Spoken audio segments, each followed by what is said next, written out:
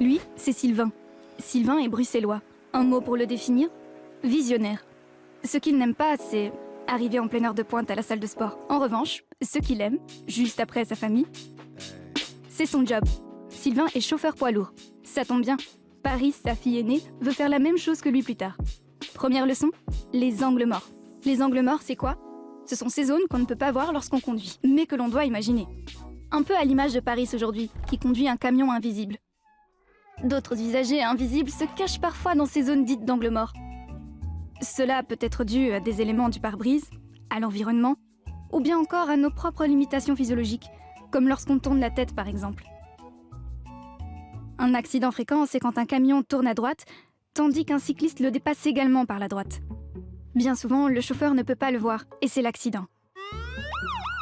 Or, cet accident aurait pu être évité si le cycliste n'avait pas dépassé par la droite, s'il avait respecté une distance de sécurité, et s'il avait vérifié si Paris souhaitait tourner. À savoir aussi que pour tourner à droite, les poids lourds doivent se déporter pour faire passer leur essieu arrière. Bref, autant de raisons pour garder ces distances. La taille du camion a aussi son importance. Plus un véhicule est long, plus son rayon de braquage est large et donc son angle mort. À savoir que les angles morts se trouvent à l'avant, sur les côtés et à l'arrière du véhicule. Bien sûr, cela vaut aussi pour les bus, etc.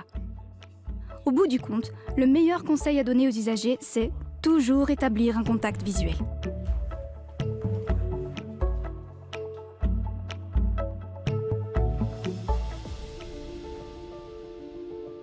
Bon, en attendant que le rêve de Paris devienne réalité, tu en sais déjà un peu plus pour faciliter la vie de Sylvain.